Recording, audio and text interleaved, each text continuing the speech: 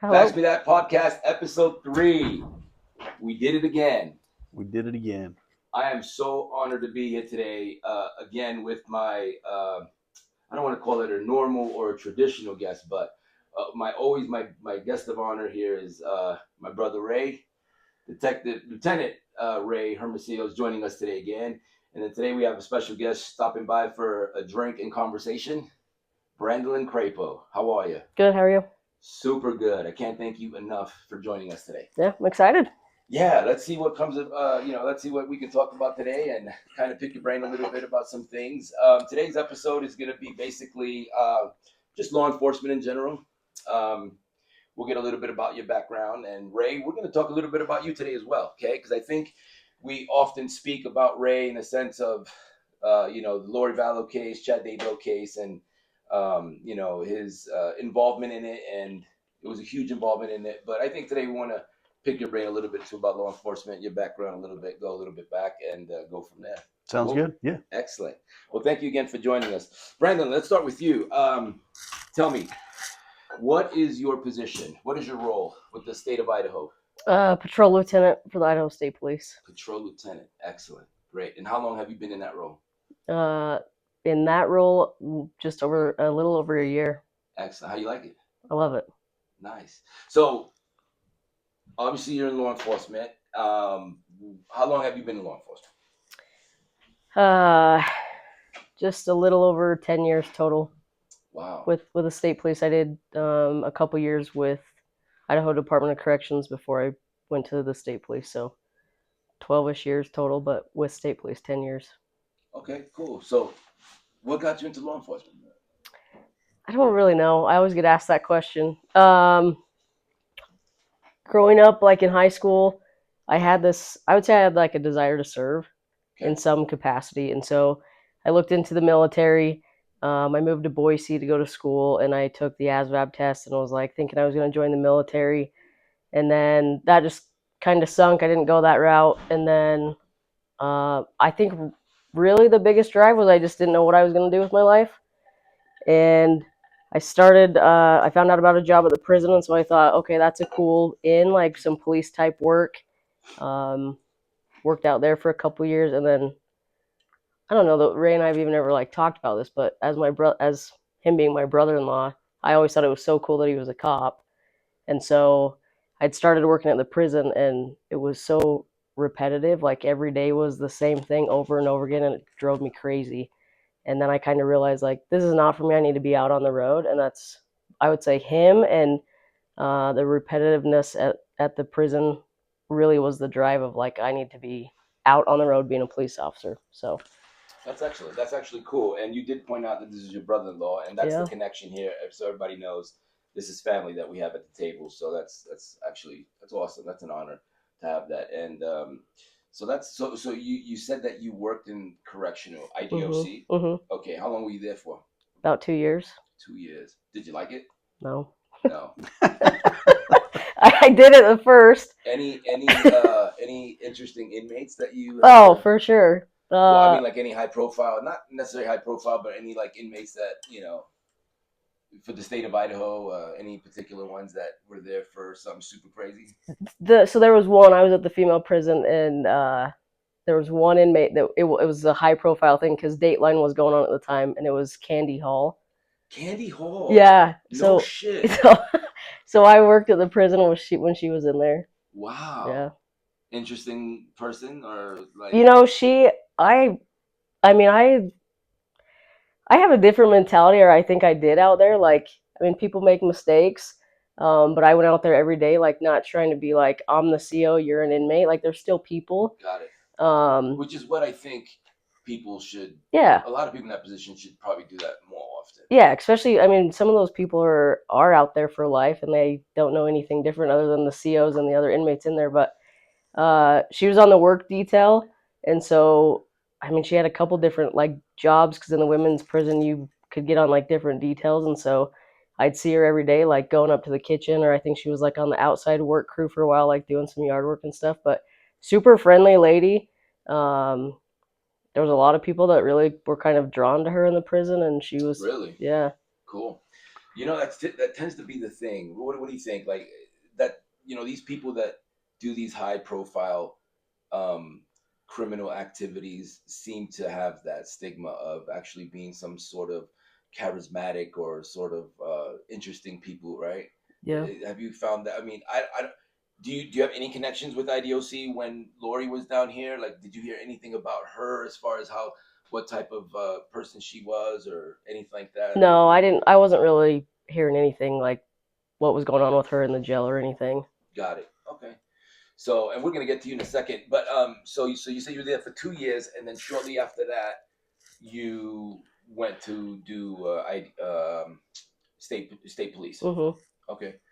So, did the job open up then? You heard of a position, or you were just like, you know what, this is the end for me here. I got to do something different within law enforcement. I kind of hit the end, and then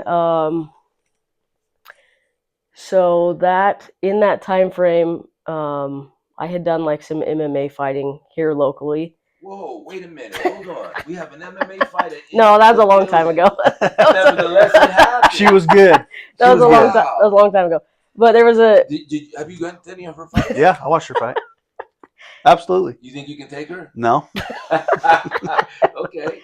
so the guy putting on the fights, Marvin Crane. He's a patrol lieutenant. He's a local here in this area, and uh, I had reached out to him because I heard there was an opening. And he's really good friends with one of my uncles. They're like best friends. And so I reached out to him because I was always under the impression like if you wanted to work for the state police, you needed to start within a different agency, which is not true at all. But I reached out to Marvin and just like asked him about the job, and he was apply for it. And so I applied, and it was a super. I mean, it's a like a 5 to 6 month process, or it was back then. I think it's a little quicker now, but I applied like I want to leave the prison, so I'll give this a shot. And so, I went and took like the PT test, and I passed that. And then it was like I kept passing test after test, and I was like, man, like I didn't think I'd get this job. And then I did the poly and the medical and the psych and all that stuff. And then I got the call, and they're like, we want to offer you a conditional offer, and I'll freaking take it. Like, get That's me out of awesome. here. So what does that mean? Conditional offer. It's like we're gonna offer you this position, but you're gonna come to. Back then, it was 26 weeks of a police academy. Oh, So it was okay. a 16-week academy for ISP, and then you had like a week off, and then you went back to post for 10 weeks. And so the conditional offer was basically inviting you to the academy, and then if you pass both academies, then you go out to the patrol district and start your field training program. Got it. Okay. So So we're gonna get back to that. Let's stop there. Let's go to Ray. Ray, I think in our very first podcast that we did, you touched on it a little bit of what got you to, what motivated you to become a police officer. Remind us all again that story about, I believe it was a show that you would watch, right? Yeah. So when I was a kid, they had this show called Chips. Okay. Right? Do you remember that? I think everybody. and it was just two motorcycle cops. But I was so fascinated with like what I saw, what they were doing. Right? I lived in California, lived in Los Angeles. I'd see LAPD drive by. There was always something going on where they were either had somebody pulled over or, and as a kid on my bike, I just sit and watch. To me, that's cool. They have a gun, they have a car with lights, sirens. I mean, so it had my attention very, very early on. Um, and I always stuck with it. And so when I had the opportunity to test for patrol, I did. And yeah, I love it. So in patrol, you were there. Let's see. So you first start off as patrol, and I'm gonna get to you as far as your moving up because I think what you're doing now is phenomenal. By the way, so you start off patrol. How long were you in patrol for? So I started in patrol in 2001. I was in patrol until 2019. But in patrol, I was canine. I had a drug dog, two drug dogs, um, SWAT team leader, sergeant, regular patrol. I mean, so you have different little aspects of patrol that you can get into. So I did all those in patrol in the 19 years. Wow. And then your current role now is lieutenant. Yeah, in detectives. In detectives. Okay. Yeah. And that's when your life changed. Yeah. To say the least. Yeah, to say the least. Okay, we'll touch on that here in a little bit. So you were, patrol. You went to state police, and you were there. How long before you realized I can do this for a while?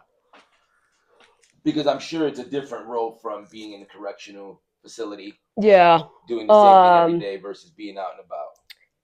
So the field training program was like 3 months long, and that during that time you have someone riding with you the whole time, like observing you and grading every move you make. And during that part, I was like, I didn't really know what was coming.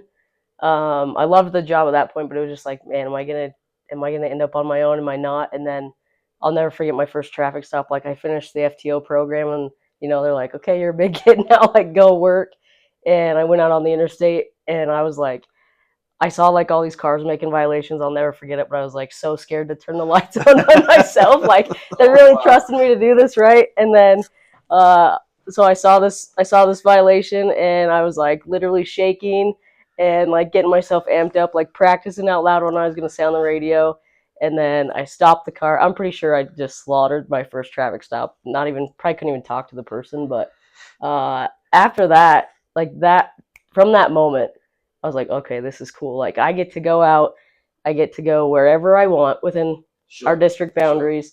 Um, so the first few months, I was just like a heavy hitter. Whatever violations I could find, I was stopping. And then as I started, like I feel like the more you learn and the more you get into a groove, you start coming across like your DUIs and your drug stops. And when that started happening, it was like I'm never leaving this. Like this is where I need to be. That's your quality. Yeah. And it's crazy too because you're in a high stress situation.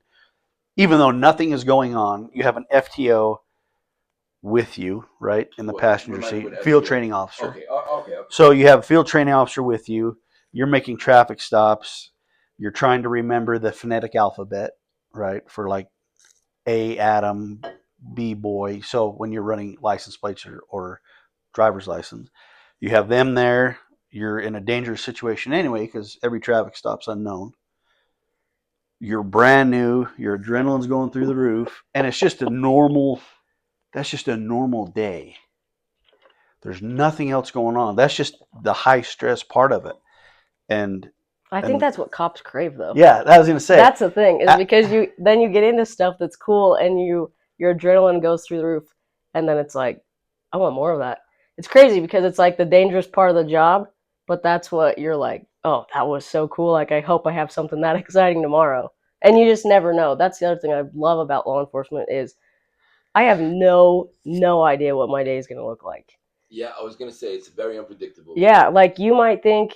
Well, I mean, it's a little different now that like with my duties that I do, but as a road troop, like you might think I'm just gonna kind of take it easy today, no big deal, and then the first car you turn your lights on, and now all of a sudden you're in a pursuit with a murder suspect. Like you have no idea what your day looks like. And we're gonna ask you about that kind of stuff, so hang tight to that. It's boring, right? I mean, like when you do it a while, it's just a mundane day, like she said, and then you have just a normal boring day, and then you have like 15 minutes of pure fear. Yeah. And then you're back to normal. And then you have to, you go home and you're on, like she said, you're on that high. I remember when I first started, you have that rush and you're like, man, I couldn't sleep because you're so amped up.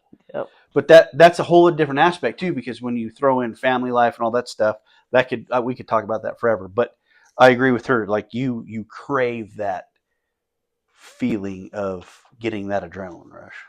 Going back to your first stop, you were afraid to turn on the lights. Oh yeah. Okay. You got them on. Yeah. When you said get on a radio, so I believe each state is different. So in New York City, when you get pulled over, they do the little siren, whoop, whoop, and then they get on the radio and say pull over. In the state of Utah, they just turn on their lights. They just turn on the lights and you get pulled over.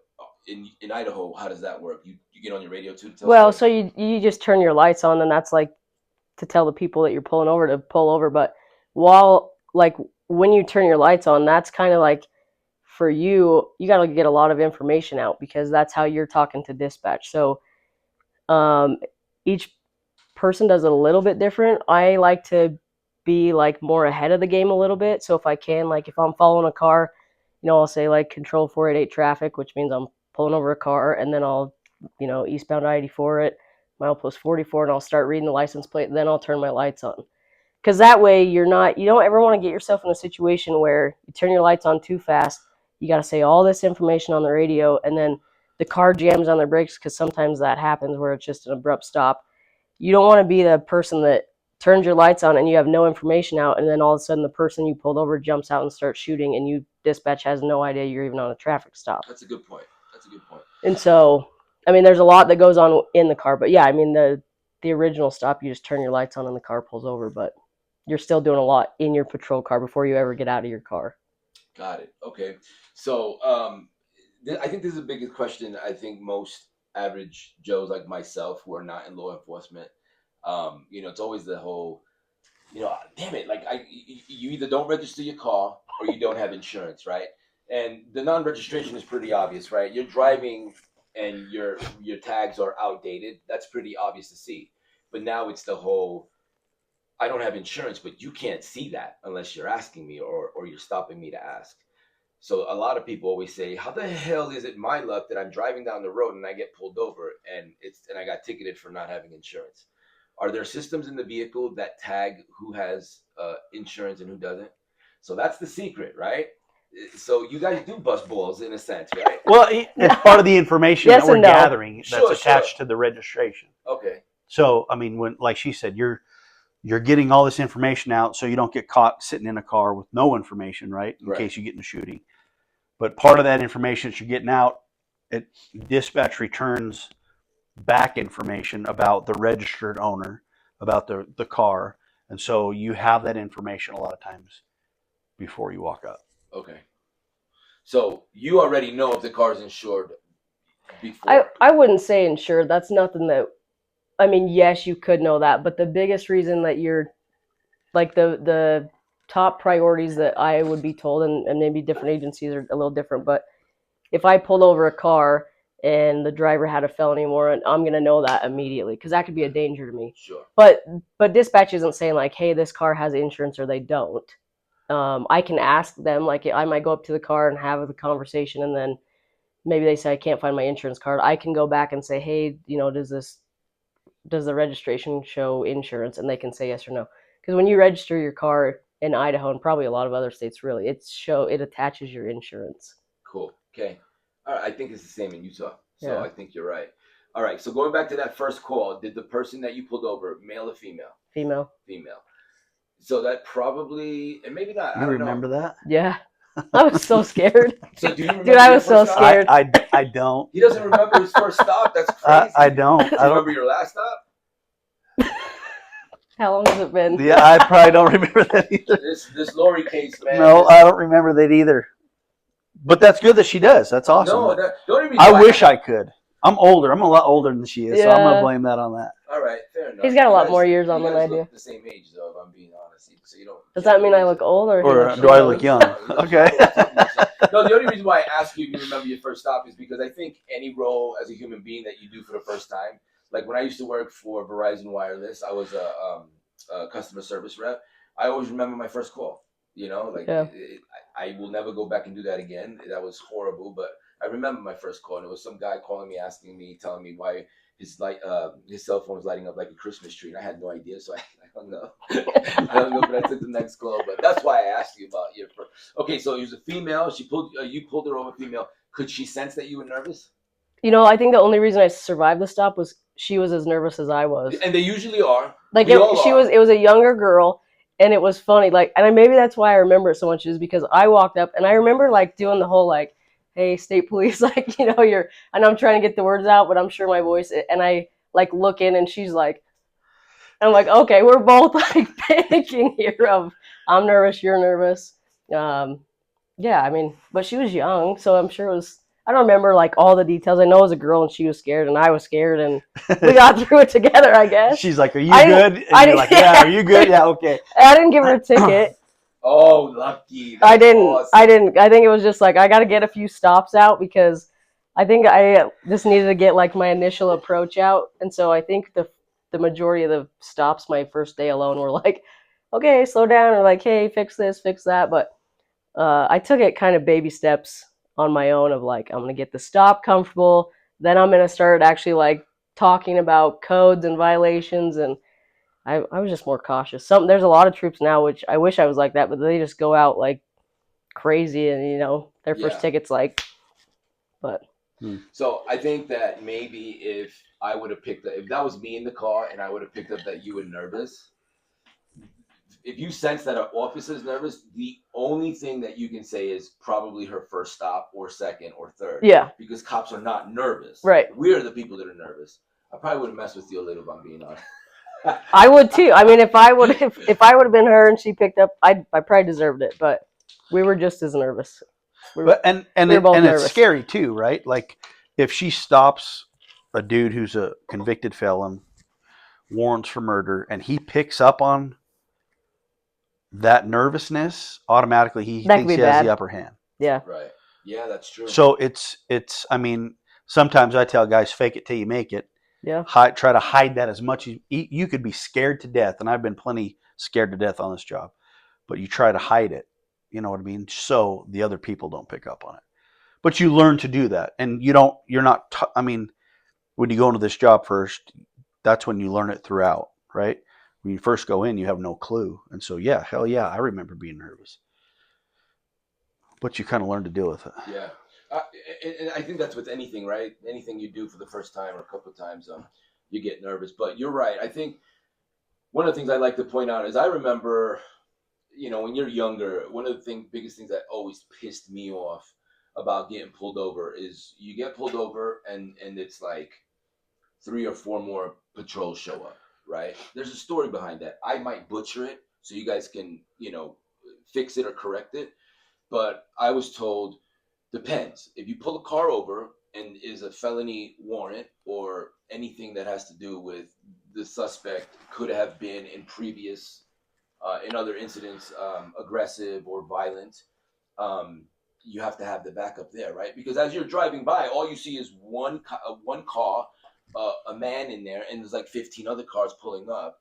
It's not because you're pegging that guy to be bullies and, give him a hard time. It's because your system or whatever software you guys use is letting you know that this could potentially be a person that could be violent, so you might need some help or something like that. Yes, no, did I get that right or somewhat right? Yeah, I mean, as a cop, you develop kind of a sixth sense, right? And so your gut, I always tell our guys, trust your gut. Because if something's wrong, I think you're going to feel it. But our goal at the end of the night is just to go home to our family. Right. So you stop a car, you may not necessarily get information, but the way the driver's acting, the way the car looks, there's something in your gut telling you, hey, man, there's something about this guy, right? Yeah, you're going to call for a couple more people because at the end of the day, you want to be safe. You want to go home, see your wife and kids or your husband. And yeah, it's not about that. It's not about picking on people. It's about we're people too. Right. And we just want to go home to our family. Got it. And I wanted to touch on that because a lot of us don't know that. A lot of us just see that and we just assume these guys are being assholes, like there's only one little lady in there. Why do you need 15 more cops? And it's not 15, but 2 or 3, right? But I've always I wanted to touch on that because I think it's important people to know that it's not your objective to give people a hard time like that. So your first call, nervous.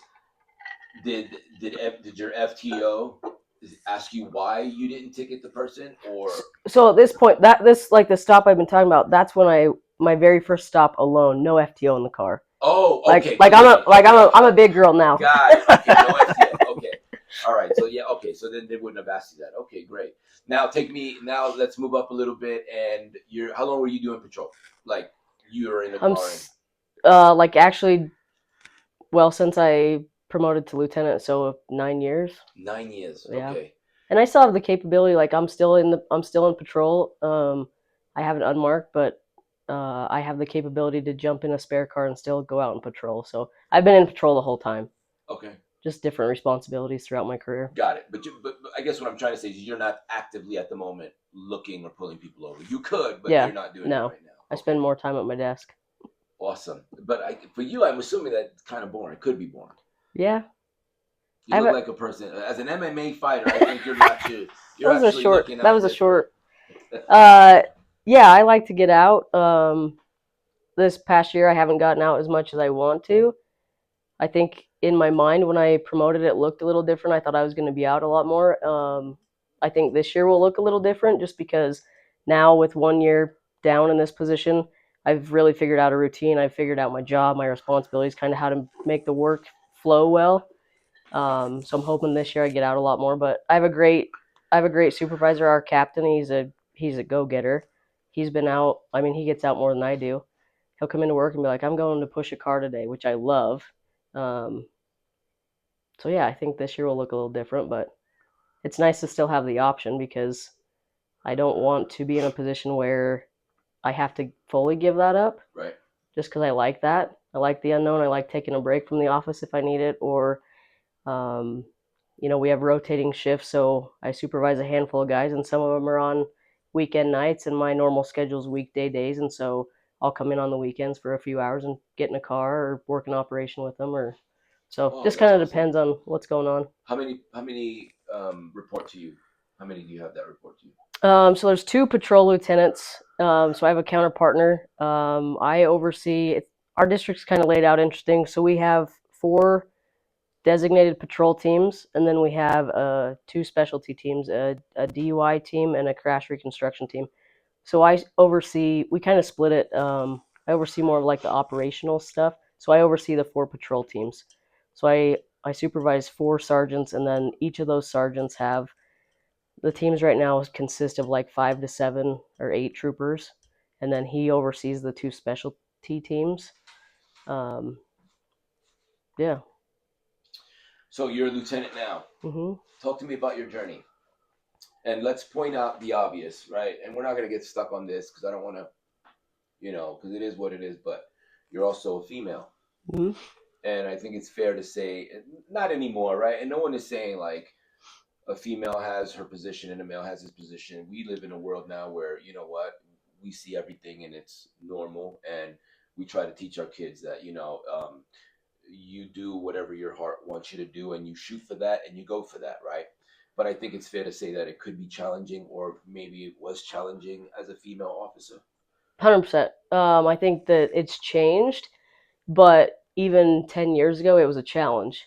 And I definitely had my own couple of obstacles. When I went through the academy, we started with, it was like 20, 24 people total, 5 or 6 females. And by week 2, every female had dropped out except for me. And that was when I was like, I don't know that I should really be here because now it's 18, 19 males and me, and all these other girls left. Like, I kept wondering, like, am I missing something, or am I just dumb for sticking around? But I had a couple guys that really kind of took me under their wing, and we became really good friends, and we're still great friends today. And it was like, no, you should stay. Like, obviously you're capable, and the other girls couldn't, and like you should be proud of that. And so I made it through. And then when I was on FTO, I had a pretty hard situation. He's long retired, and we're fine now, but there was a trooper that was about to retire, and he just flat out said right to my face one day in the squad room, like, women shouldn't be in law enforcement, right? Like, Are you serious? oh yeah. You're an asshole. Hope he watches this someday. We'll make sure he gets it. And so I just kind of brushed it off. Like, I knew I was going to have my challenges. And then I got on my own. So I was trying to think of like 20, we'll say like 2015, 2016, I got on our DUI team. And my partner at the time, he was working. I'll give you the quick version, but he got in an altercation, and he called for a code 3. I showed up, and he was in a full blown fight, and I jumped in. Like, of course I'm gonna jump in, and so we were able to apprehend the guy, and it was a stressful situation. And then a couple weeks later, this guy that was about to retire was like, "Hey, can you come in this office with me? I want to talk to you." And I was like, "For what?" Like, I'm not a big fan of yours. I think he knew that. And so I went in there, and he's like, "Have a seat." And so I sat down, and I like turned, and the computer screen had the video up of the fight. And I turned and looked at him, and I was like, "I am not doing this with you." Like, oh, okay. First of all, I don't even know how you have access to this video. Like, somebody clearly gave him video, because you just can't jump into each other's videos. and two, like, I'm not gonna sit here and let you tell me what I did right and wrong. Right. And I was pissed, and he was like, just hear me out, like, just watch it with me. So I remember, like, I sat there like this and like watched the video. I was pissed, and then at the very end of it, at the end of the fight, he shut it off, and it was kind of quiet for a minute, and I looked at him, and he's like, I owe you a huge apology. Oh, that was good. Like, you did everything you should. You jumped in. You had no hesitation, and I mean, it was fine. Like, it was a little too late for that. A part of me was like, thanks, but at the same time, it was like I was a little frustrated that I shouldn't have to prove myself in a fight to show Right. you that I'm Yeah. capable of being here. So anyway, he's since retired, but after that, I mean, that was the first year or two was a little bit rough, and then the support actually is. I don't even know if I could explain it. It's incredible. So I have a question for you in a minute about the police academy. You're both bosses, okay? Let me ask you: a female wants to go out for detective, or you have to be the boss of a female detective. Does anything about you change? I mean, how do you fit? How would you fit in gloves? Yeah, Yes. it almost has to change because you have guy talk, right? Sure. And some of that talk sometimes shouldn't be around females. Okay. So I think that part of you has to change a little bit. But I would love to have females in my division because I think they're valuable. They're an asset because of their nature, right? You have victims that come in, and we deal a lot with like domestic violence and sex assaults and rapes. It's hard for female victims to sit across from a man That's true. That's a good point. or a few men and talk about that stuff. But I found that females patrol or detectives, whoever, they have that kind of bond already, and so they're way more comfortable and feel a lot more safe. So absolutely, I think some of it you have to change, but most of it you don't. You're either capable of doing the job or you're not. So do you think it would be easier or harder for you to say, um, I'm going to send this female out on this case, but I'm a little bit more apprehensive because it might be a little bit more dangerous as opposed to a male, right? If you send, whatever the circumstance may be, you would just send the male out and say, hey, go do your job, and say, of course, behind in the back, you're thinking, please be safe. But now you have to send the female agent out, right? Are you more like, oh shit, I hope everything is kosher, or would it be the same? That's a tough one. I'll say this, and she may not agree, but I think it's super important. I've seen guys who I thought could do the job, who did well on everything. They get into a physical altercation. They've never been in a fight and they freeze up because they don't know what to do. So I've seen good cops freeze in fights that I would be like, man, I'm not sure he's cut out for this job. I did think that up until, but when I saw this, I'm like, yeah, maybe it's not for him. So I think once you see how somebody acts in a high stress situation like that, or holds their own, I think at that point you're like, okay, they can do anything. I'm completely comfortable with sending them out wherever. So I know she said I shouldn't have to prove myself. I think part of that is for people to feel comfortable with, because you don't want people to get hurt, right? Right. I don't think it has to do with, and that may be different, but I would feel better if I knew they could handle themselves. Yeah. Let me go back to, well, two things. I only said yes for that question and called him out on it because, and that's not a bad thing. When you originally asked him the question, I would say yes because I think that women in law enforcement are so rare. So how often is like all of these men that have worked together for so long, and then all of a sudden you have a female come in, and it's like, whoa, right? So like you just don't know what it looks like, or it's a different environment in a way because women in law enforcement are rare. Like, how many women do you guys have? 3 Out of how many? out of probably 30 sworn. Damn. Yeah, and we're at like 15. I think we're like up to 18 now out of like Females. 350 people. Oh. Like Okay. it's women in law enforcement are rare. No, it is. It's And definitely rare. and I like going back to what he was saying in the moment that I was in, I was pissed of I shouldn't have to prove myself. But now, like as I've been in law enforcement, I totally agree, man or woman. Yeah. Is you might have somebody graduate an academy and get into your area where and be working with you, and you're like, "Oof, I hope this person can do the job," and then something happens, and it's unfortunately either like I had a bad feeling and I knew they couldn't, and they just proved that, or it was like I'm not gonna have any reservations anymore because they just kicked ass. Right. Got it. That's a good answer. That's very good. So I was going to ask you a question about the academy. You said out of 20 or 18, you were one of the two that stayed. I was one One. of Forgive all me. of all the Damn, that's female. great. Yeah, Damn, good for you. You're special. That's not actually really. really great. It What sucked. do you think the reason for that would be? I mean, you're not going around with a clipboard taking statistics. Hey, why did you drop out? Why did you drop out? What was the most common thing you think? Our academy. I mean, I can't speak for any other agency. Our academy is crazy. It's like a military boot camp, Really? and so the first 2 weeks, like there's pounding on your door at 4:30 in the morning. They're yelling at you to be in the gym at 5, and then it is nonstop in your face and like hardcore workouts, like hit workouts. I remember the first week. I mean, we call it, you're getting smoked, like you're just getting your butt kicked. But there were multiple times where you'd be doing a workout and I would hit this point where like I literally cannot do another thing. And it was like, I'm going to quit. And then something in my head was like, no, you're not going to quit. You're going to figure out. And then it's like mind over matter, right? Then your mind just kicks in. And then all of a sudden, I finished like another 30 minutes of a hardcore hit workout. And it was like, holy crap, I had no idea I could do that. I think the problem is, though, in our academy, is some people, they just can't find it in their own head to get through the hard physical part. They just don't have the mentality to put up with the crap that you have to deal with for the first couple weeks, and it's just like, this is not for me. I don't want to deal with this, and they walk out. When you were going through the academy, did you see any females? Yeah, there were some females.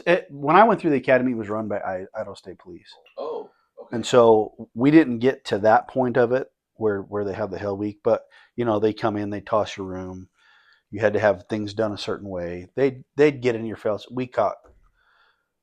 There was a corporal that worked for Idaho State Police. He called us the fattest, the fattest academy he's ever seen. I mean, so they're busting your balls. Right. It's nothing like that, but yeah, there was females that came through, and they made it through. It's nothing like that, but I think Brandalyn is unique because she's tough. I've known her since she was Little, little, and she's always been a tough girl. So I never once thought, like when she said she's going through the academy, I once thought she ain't gonna make it. I knew she'd make it because she was cut from that cloth. That's awesome. That's good. The trainings, the workouts, are they the same for the man as they are for the women? Yeah, it's all the same. So there's no such thing as, okay, you do 5 because you're a girl and you got to do 10 because you're. No, there was no difference. It was very well balanced. Like, they would push us.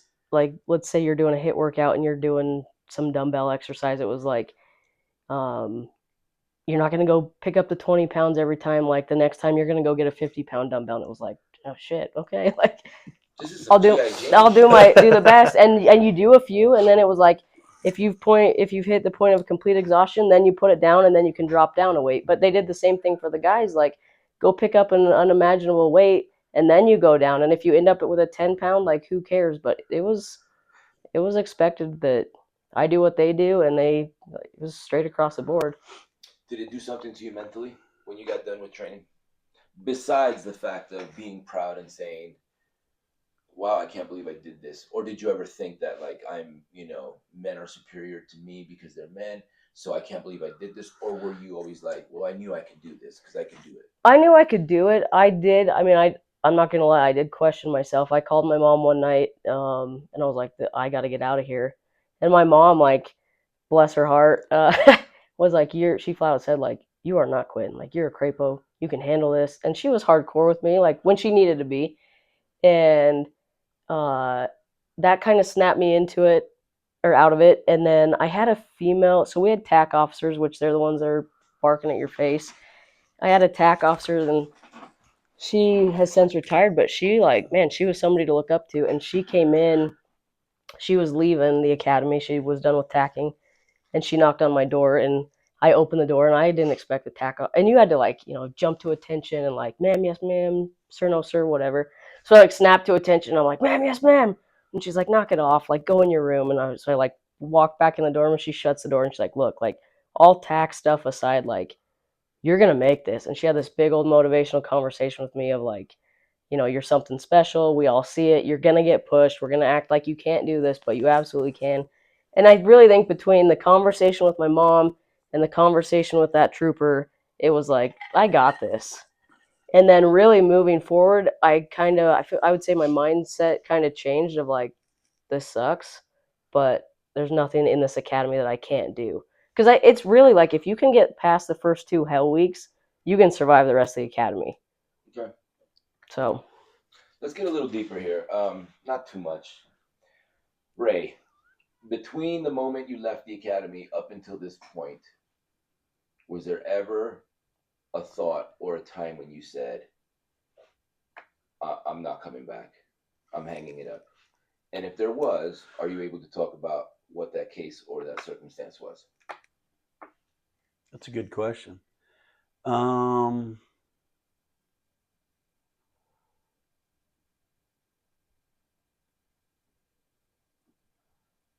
I don't.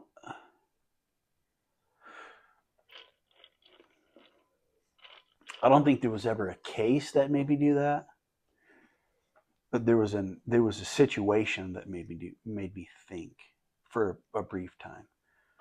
And it was back in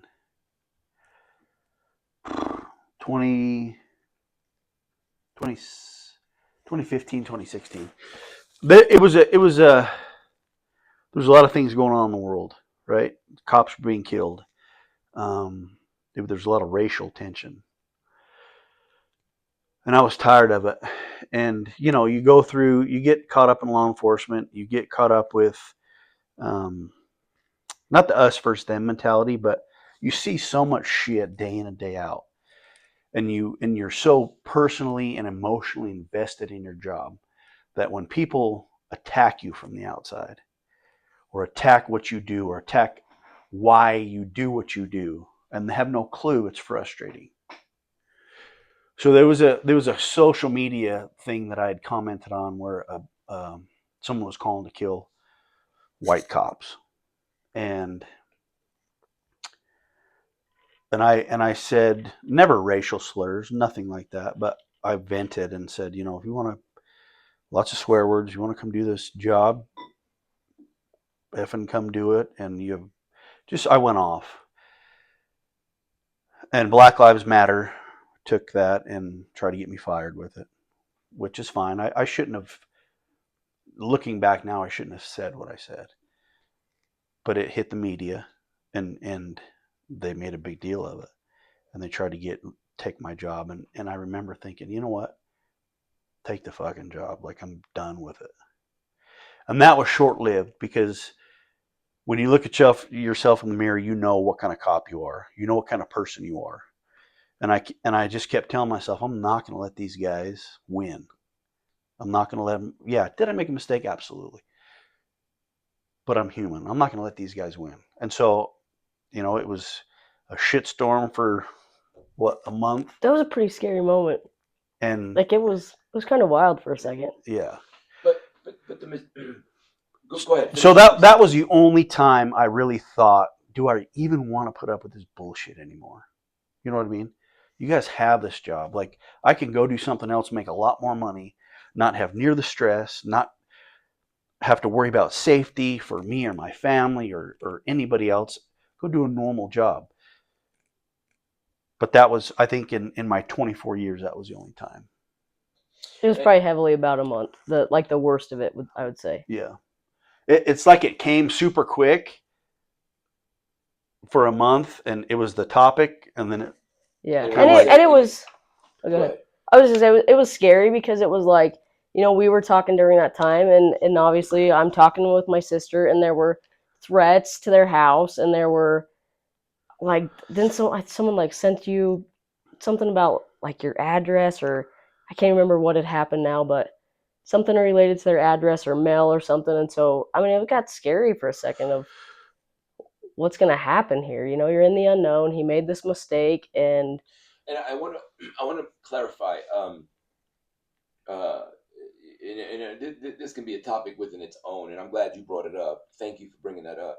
But the mistake that you made was the mistake of buying into it. Like, Correct. okay, because I want you to know and everybody else to know that nothing was said racially, nothing was said bad about, you just kind of vented and bought into that, right? It's kind of like when celebrities, people have always some shit to say about a celebrity, right? And they just take the time to buy into it when you should just read it and keep it moving. Right. The mistake was that you bought into it. 'Cause you Yeah, didn't I buy was it. I was a younger cop, just pissed off, and yeah, I shouldn't have bought into it, and that stuff still goes on today, Oh yeah, right? But you kind of scroll and go through it, and you don't buy into it. You don't let it bug you because it's just the opinions of very few people. right. And I think police officers sometimes get caught up. You deal with guys who are criminals a lot. And so you kind of get jaded that way, and you think sometimes the world is an evil, evil place. And it is, but I would say 95% of people are good people who support what we do. And so, yeah, I shouldn't have bought into it. And I want to be the first to say, second, third, or even last to say that for anybody who ever thought anything like that from you is completely off of the reservation. I think you're amazing. I think you're a good person. I think you give people the benefit of the doubt, and you Appreciate love it. everybody. he's all right. He's a good person. So for anybody to ever think, oh, he has this racial reservation or hell no, absolutely not. I've never felt that way. And I'll be honest, it sucks to say, but there are people that you talk to, not even friends with, that you just kind of deal with on a regular basis that you can feel like have that, like a little bit of it. That's not him at all, like in any way, shape, or form. So that shit's gone. Period. What about you? Like, any time in your 9 years that you felt like, you know what, I'm hanging it up. I don't think I want to do this. Um, Thank you for sharing that, by the way. I appreciate Yeah. it. Mine, yeah. So I wouldn't say it was a certain situation. Um, I mean, it's a really long story. I'll just tell you this: I hit rock bottom, mentally. I bottled everything up, and I mean, we talked about some stuff, but it was like the pressure of the job. I bottled too much stuff up. I didn't believe in counseling, and I hit rock bottom, like legit hit rock bottom. I was drinking too much. I was an asshole at home. I thought I was gonna probably end up getting walked out on. I was having bad thoughts, and that was probably about 2 years ago. Um, and at that point, I kind of wondered, like, is it time to not do this anymore? Because as I was going through that, it was like, this is not me. And I was kind of questioning, like, did my job do this to me? Which I think a part of it did, but I just wasn't handling it right or getting the help that I needed to get help. And so, yeah, I didn't have like a certain situation. I think all of a sudden, nothing really triggered it. It just happened. So, And I think that happens. I mean, that's pretty common. And you don't know it's common until you start talking to people. yeah. Yeah, But because I was embarrassed to even talk about it. And I mean, him and I, even the past couple years, have really talked about like the help I've gotten, and it's a hard moment to go and say to somebody, like even your own family, to be like, hey, like I'm not doing well. And I think that's what even brought us closer within the past couple of years, because I've called him a couple of times, and then he fires back with a similar story, and he's like, I've had the same thoughts, or I've been there, and it's just like, oh, it is common. You just don't hear about it a lot. yeah, because So the thing used to be you don't talk about it. You're dealing something, suck it up, go home, have some whiskey. Tomorrow's a new day, yeah, right? you just forget about it. Yeah, and after so long of dealing with that type of stress, you can't help but change. Your brain gets rewired, and you're in that hypervigilance where you every day you're up here, and then you come home and you crash, and your family sees the worst of you, right? Because you're trying to, but then you're back here the next day and you come home and crash. It's just a roller coaster. So if you don't learn how to deal with that, that's why there's so many suicides in police work, because some people don't learn how to deal with that. But I think it helps me just as much as it helps her, talking about stuff, because we can confide in each other. And not that I don't confide in my wife about things, but she's lived it, She right? understands it. She I understands think we exactly can, what I'm yeah, talking about. we confide in like the super gory, like the stuff that you don't want to tell your family, Yeah. or maybe you shouldn't tell your family, Shit really. you just wouldn't share with your Yeah, family because it's not normal. but like I can call him, and like you're never gonna believe what I saw today, and it's not so much of like you need to hear this because it's so crazy. It's just like unbelievable of some of the things It's a you bad see. I mean, session. we've both seen crazy things, but it's like someone that you can confide in that actually gets it and is like, oh, that's crappy. Like, let's chat about it. But if you go home and you tell your family that, one, you're ruining your family because they don't need to hear it, and two, they just like they don't get it, and that's okay. But unless you've like lived it, it's hard to understand. And I mean, I confide in in my own family and or like you confide in other people, but if they're not in law enforcement, it's just a different understanding. Yeah. I get it. No, I understand. And you know what? I will never go through what you guys go through. I don't understand it. I can hear about it, and being from where I'm from, you'd like to think I saw everything and experience everything, but not firsthand like you guys do. So I will never understand that. And I agree with you. I'm gonna ask you both this. What would your suggestion be for new cops, new detectives, new state police that are joining or wanting to join? Because a lot of people, you just mentioned something earlier about, oh no, you did, excuse me, about counseling, right? It's like, no, I don't want it. Do you think that's something that that people in your positions should take advantage of instead of saying, you know what, this is bullshit, suck it up? Absolutely. Like I would be the first to say that counseling saved my life. 100%. Like that is not a joke. That is not. And I was shit, I think I scheduled like 3 or 4 counseling appointments and was like canceling them because I was like, can't believe I'm doing this. I'm so weak because I'm going to counseling. I shouldn't be doing this. And then the first session, like my poor counselor, love her to death, great lady, but I was like, I sitting there just like annoyed, right? She probably was like, why are you here? And I'm like glaring at her like I shouldn't be here. And then it was chill though. She's like, tell me about yourself. And we started talking. And then by like session 3, I'm dying to get back there. And I'm in there like bawling and like couldn't believe the changes that I was having in my own life of how good I felt. And, but yeah, I mean, years ago, like you said earlier, you bury it and you move on. But, and I never in my life thought I would be an advocate for counseling. But even now, like in the position I'm in, I'm I'm reaching out to guys after a fatal crash of like, are you doing okay? Are you sure you're okay? Like, we have resources. And I openly talk about like that I go to counseling and what it's done for me. And then, just because I don't want people to still have that mentality. I think it has changed in Yeah, law I think enforcement so. over the years. But I think it could still definitely be a big push. So going back to your question, that would be the number one thing for me is like recognize that it is okay to get help and you should. Because I feel like the reason I hit the wall that I did was because I was just trying to bury everything. Sure. And I think if I would have been taking care of myself better and actually talking things, talking with someone, getting things off my chest, that probably wouldn't have happened. And unfortunately, that's the spot where some people don't make it through.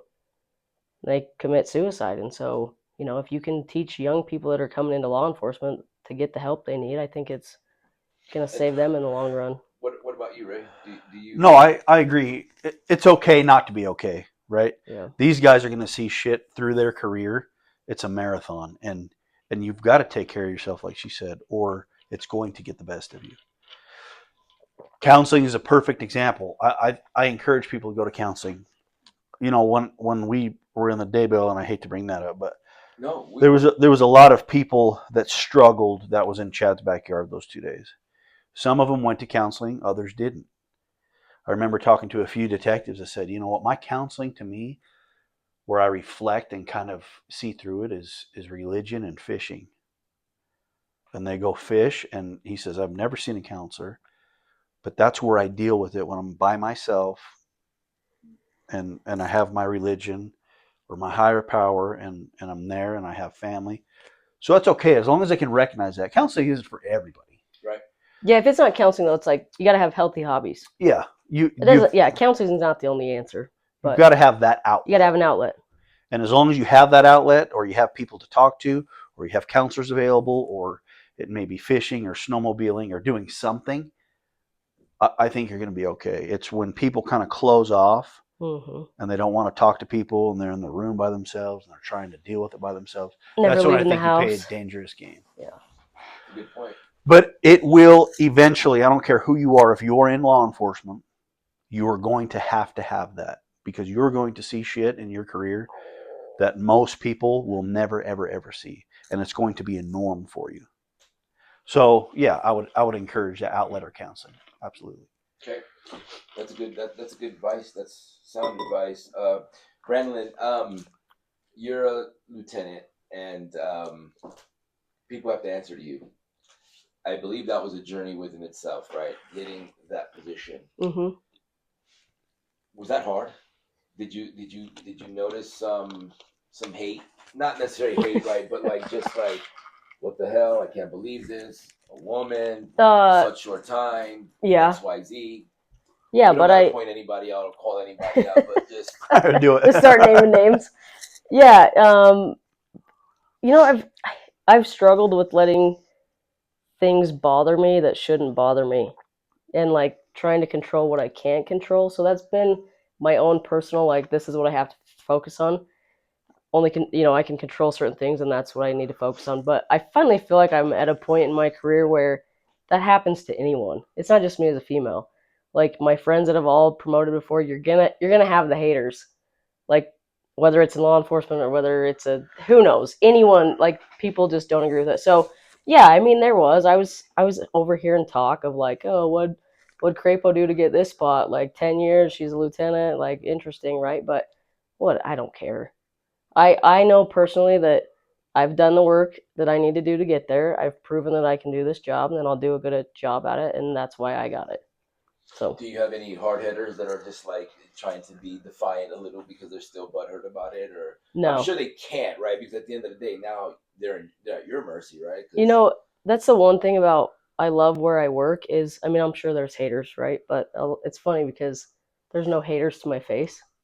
And I think that's normal in the world is like you're going to be cautious to people's face. You're not going to make it known, but no, really like in where I work, I feel very, very supported. It's funny because it's like, I was partners with a lot of these guys on the same teams, and then I became a sergeant, and now I'm a patrol lieutenant overseeing the district, and but I feel like my office is like the hangout area. Like I can't hardly ever get anything done because I come in and I've got a couch in there, and there's like 4 or 5 guys in my office just BSing all day with me. But uh, I think I'm in a good spot where I try to go in with a good attitude every day, and but I think I want to think this. No, I'm pretty sure of it because there are certain things where they'll be like, "Oh, Crapo's pissed." They know like there's certain things that I do when they come in my office and I shut the door that like friends or not, we're setting that aside. We have a problem. We're gonna fix it. The thing I try to do though is like, I don't hold on to any grudges. So I'm gonna deal with the problems that I have to deal with because we do have problems, and I'm gonna deal with them. But like by the time you leave my office, we're gonna have a plan in place to fix the problem. We're gonna fist bump, and I'm gonna support you just like I did before you had to come in and I had to chew your ass or whatever. So I feel super supported in the position that I'm in. Got it. Okay, good. Let me ask you this: in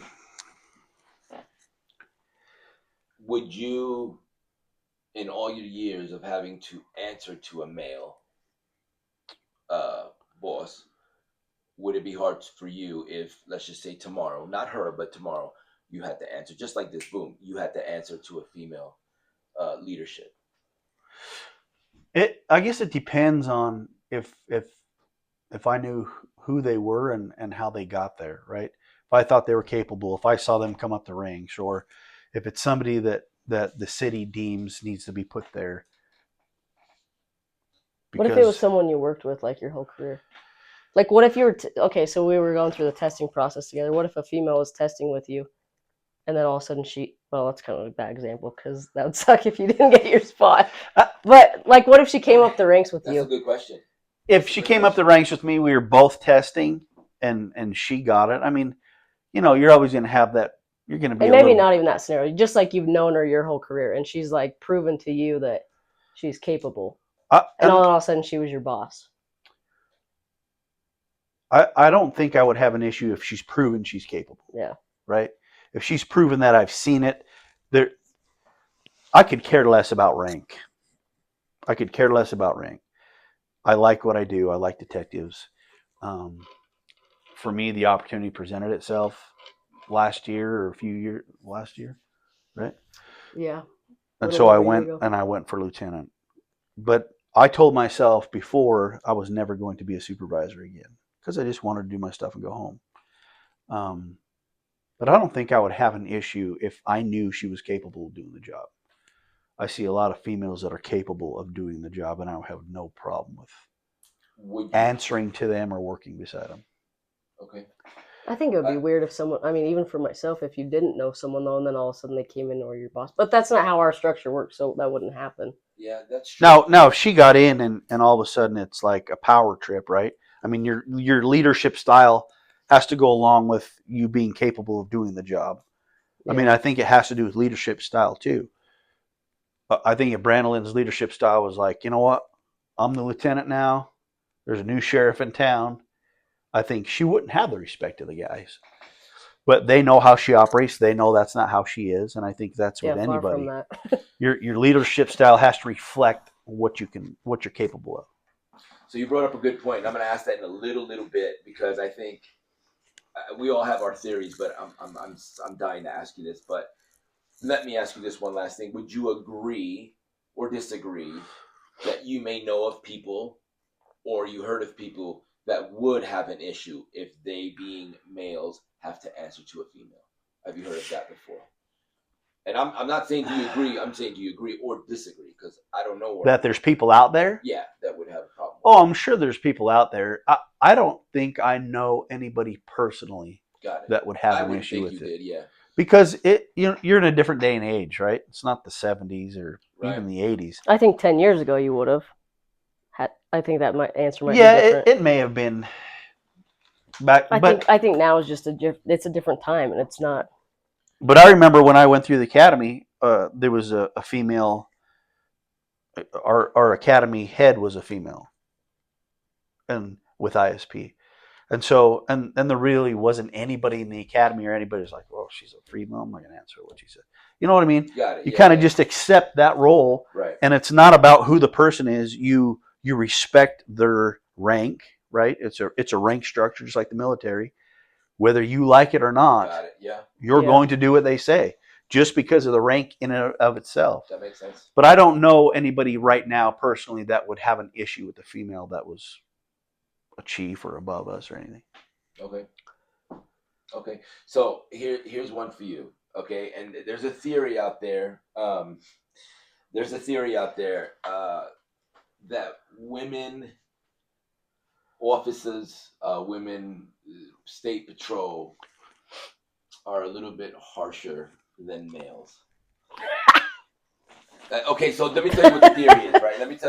Do you want to know the record that I probably hold in the state police as a female? Well, as anyone? I want to point something out real quick. The worst ticket writer. I want to point something out. So you are the first lieutenant in Idaho history, female lieutenant in Idaho history to become a lieutenant? With the state police, not all agencies. Yeah. That's great. Congratulations. That's huge. That's phenomenal. Congratulations. That's something that goes down in history. That's big. I hope you're proud of yourself for that. That's amazing.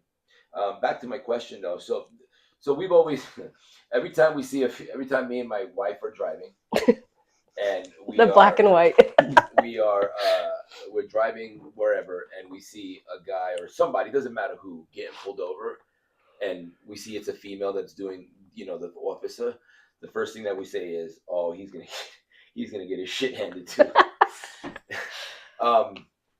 Am I right? Am I wrong? I think you're wrong. You think I'm wrong? Yeah. Okay.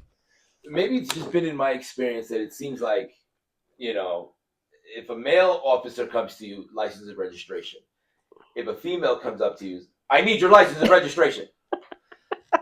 Because I feel like, and again, I'm asking, right? I'm not telling you, but to the world, it seems like they know that you're a female, so now they have to prove themselves, or like I have to, let them know that just because I'm a female, I'm boss type shit. Does that make sense? Yeah, so I mean, to answer your question, yes and no. I think there is a part of being a female where you have to like not. I wouldn't say. Let me go back to my. I think I mean, we shouldn't like really look this up, but I think I probably hold the record of like the lowest amount of tickets written in state police history. Oh wow! Like I'm not. Unless you really deserved it, you're getting a ticket. But I was more like on the side of let's have a conversation and let me like educate you of why you shouldn't drive like this, or let me tell you about some short stories of what I've seen with the same behavior of what you're doing. But as a female, I think there is a different mentality that I think you have to have it. That when you walk up to a car, like, it's not necessarily you have to go up and be super stern, but like, I'm going to approach a car with confidence and like make it almost known in a way that like, I don't know, it's hard to explain. The bottom line is I'm going home at the end of the night. I don't care if you're 7 foot tall, 250-pound male, and I'm 5'4" me. Like, I'm gonna kick your ass in a fight because I'm going home. What, like, at all costs, whatever tool that I have to use on my belt, I'll use it. Um, so I think you do have to have like a little bit of confidence in yourself to just have the courage to go up and deal with people that, because I mean, I'm not gonna lie, there are people out there that have been so rude that I'm a female. Really? Yeah. Wow. Just like name calling and like I can kick your ass, and it's like, okay, try. So they're getting pulled over and they still got balls to say shit like that. Oh yeah. Give us examples. You were just going into. Give me some. So I mean, I had a guy one time that arrested me and was, you dumb bitch. You're like just name calling and like. Arrested you? You mean I arrested him? Got it. Okay. But it was like name calling, and it was like, when I get out of these cuffs, I don't care that you're a chick. I'll kick your ass. Like stupid stuff. Wow. Okay. And just like similar things on traffic stops of like, oh, you're a bitch. Hope you feel good about this. And it's just like, I'm just here to do my job. So I don't think you go in to be like more stern and like, woe is me, I'm a girl and I'm a cop. But you kind of have to have some thick skin. Sure, absolutely. And I think too, like, I think a lot of that perception is because dudes think they probably can test females a little bit more. That's what I was. For sure, that's a good way of explaining it. They're testing them, and then so they have to respond with being assertive, like, no, you're going to do this because I am a. Not that I'm a female, I'm a police officer. I think they test females more than they do males. See, this is why you're here with me. No, that's for sure. That's a really good way of putting it, because that's true, because you will get tested, and it's pretty interesting when like, let's say somebody says something to me and I'm like, no, you are going to get out of the car. And then it's like, okay. And they'll do it. And then they'll comply the whole time, but they've been like running their mouth and they're rude the whole time. But it's true. I think you get tested a little more than you would as a male. Yeah, that makes sense. So that's interesting that you would answer it that way, because that's kind of what we've always thought about. But the way that you've addressed it is, sometimes I can totally see men, people I even know, I can totally see trying to test a female cop or assert authority while I'm a man, and whatever the case is. So that makes sense that they would have to come up a little bit more, not aggressive, but a little bit more like, hey, as long as we can be respectful to each other, then we're good to go. Yeah. So have you had a hard time with any, no name names, obviously we're not going to name names, but like does anybody test you or try to test you that you work with, not people outside, but like, do you still have anybody that's like, I'm having a hard time with this type shit, or just, you know what I mean, like just tries to test you a little bit more? No. In the beginning? No, and I think that's why I feel like so supported in this position that I am, because it was more of like, I mean, I was trying to figure it out, but I was getting support, and it was a very quick change for people. And it's interesting, because you go from like I was a sergeant, and so I'm one of six sergeants, and so we're all close friends, and we work kind of side by side, and then all of a sudden you jump into the next role, and now you're the boss of all the people you were partners with essentially. But no, I don't. I would say nobody was really like testing, and it's interesting though because it is a weird step to go from like partners and then be like, "Hey, I need you to do this," right? But they just kind of went with the flow, and it's been great. Do you think it would have been different though if you would have went to a different district as a lieutenant and not having worked with those guys side by Oh, for side? sure. Yeah, yeah. Because I That's a good question because yeah, no, you're that's kind of that's a growing good in your point. ranks with family, right? The Yeah, people that you're with, so it's like, oh, we're watching her grow like a sibling. We're watching her grow, but yeah, but I think that goes back to, I mean, we keep talking about it, but it's like when you work with people, you learn what they're capable of, and you see them progress, and you support it. But all of a sudden, yeah, I mean, if I would have gone to a different district where I haven't worked with anyone, I definitely think it could have been like, yeah, I'm gonna test her, I'm gonna see what she's capable. But going back to the, is she capable? I think you're getting tested because they want to see like, are you capable of this? You gotta go back to proving yourself a little bit, which you don't want to do, but it's what people want to see. Can you do the job? And if you can, then I'll support you. And if you can, then if you can't, then we're gonna have a little bit of problems, right? So You're in that role, and your goal as a leader is you want people to follow you through the depths of hell if they right. need to. yeah, So that trust has to be there. They're not going to follow if they don't trust that you're capable of doing it. But once, like she said, once they see you're capable, and once they see you working in the front line with them, it's like, okay, cool, yeah. If she wants me to do something, hell yeah, I'm going to do it. So I think that leadership style plays a huge part in gaining that respect. and I think I mean, I think even in the beginning, like it wasn't that they were. I was not getting tested, but people go quiet for a minute. I would say just like you're, and I'll give you an example. Is like nothing's happening really, like good or bad. They're just there. You're telling these people what they need to do. But I would say in the past like 3 or 4 months, me and my counterpart have talked a lot about it, and there's been some really cool stuff that has happened. Like there's been some troopers that I've really great guys that just don't come forward a lot with like kudos or good job. And I've had like random troopers in the parking lot be like, "Hey, can I talk to you for a minute?" As I'm, trying to get home, and I'm like, "Yeah, no problem." So I'll step back out of my car, and it's like one guy specifically was like, "I want to tell you, morale in this district was super low a year ago, and what you and Lieutenant Horst have done is just unbelievable. Like we're stoked to be here. Morale's That's back up." cool. So it's not that they're like testing you or anything. I think they want to see what you're capable of. And now that it's like really flowed and they see like, okay, this is going well, we'll follow. Like this is a good and capable leader. Then all now like the feedback's starting to come in.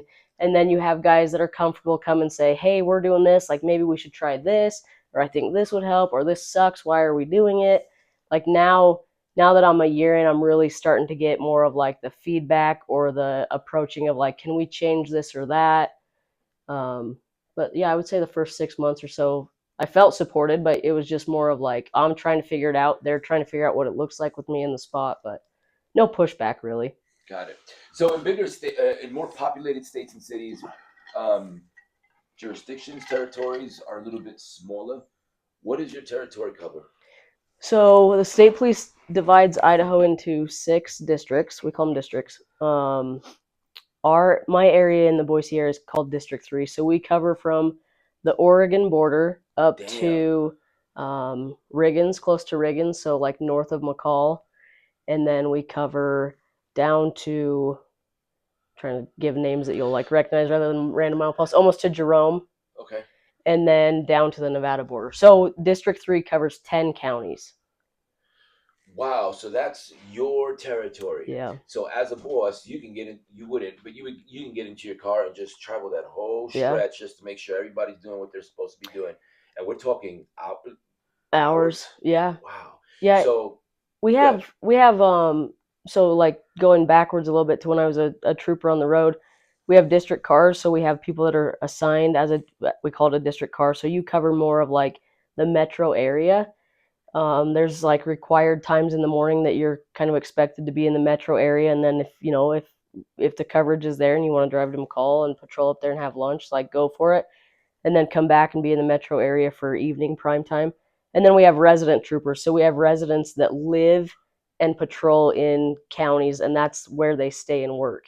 But there are times like, so I was a district car, but there were times definitely where like you might have some wild call in Mountain Home, like a fatality crash, and then you're in the middle of that, and then all of a sudden a call comes out that's like, hey, serious injury crash 3 miles from the Oregon border, and you have like a 2.5 hour or a 2 hour code run across multiple counties. So That's crazy. depending on That's what's nuts. going on, like you can end up, yeah, That's crazy. it's a big coverage area. So wow. So can you pull people over out of the freeway, out of the highway? Yeah.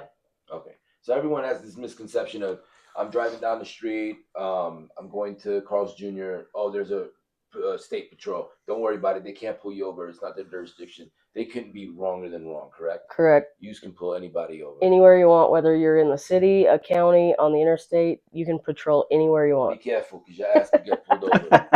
And she's not messing around either. Okay, here's a question that I have for the both of you. 30 years in, 10 years in. 24, yeah. Forgive me. I don't want to age you that much. I know. He wishes he was 30 years in. My bad. 24 years, 10 years. Has times in your perspective roles, has times gotten better since you started or worse? As far as as far as criminal activity, worse. Worse. Yeah, easily. That's sad, Yeah, isn't it? that's easy. That's sad. That's sad. That's too bad. Yeah. That's crazy. Now, do you blame that on what do you think that has to do? Do you think technology, the advancement of how things are, like? I mean, I don't know. If it's hard to blame just a few things. I think just the way the world is today. Technology, I'm sure, played a part in it. Cell phones, mental health,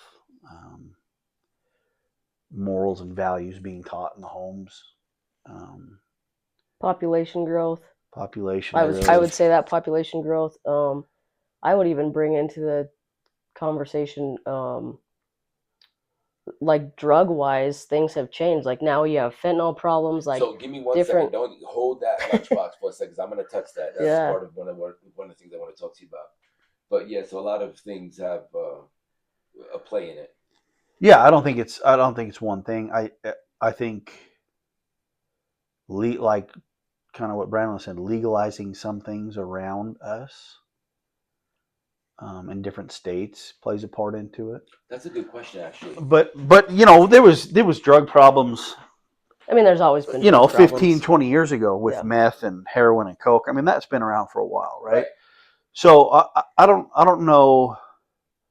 I don't know why the uptick in crime, at least around our area. I think the world in general is a less safer place.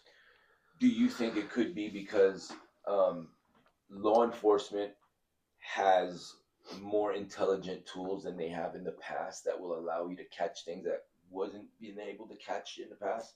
Like, for example, how old is the canine idea, right? Maybe back in the 40s or 50s, no one thought to have a dog to smell for the car. So a lot of stuff you've been getting away with, right? But now, and that's kind of a dumb example, kind of a mild example, but there are examples like that too. The other day we were talking about if you cross a certain part of the freeway, there's pictures that take of your license plates to see if there's anybody who's a felon or something like that. License plate reader. License plate reader. Okay, so that's stuff that probably wasn't around 15, 20 years ago, maybe, right? Yeah. So, and I think you get that too, but I want to, like, you brought up drug dogs, right? Yeah. Nowadays, when I was running canines, it was easy for us to do what we called free air sniffs, which is you just run the dog around the car.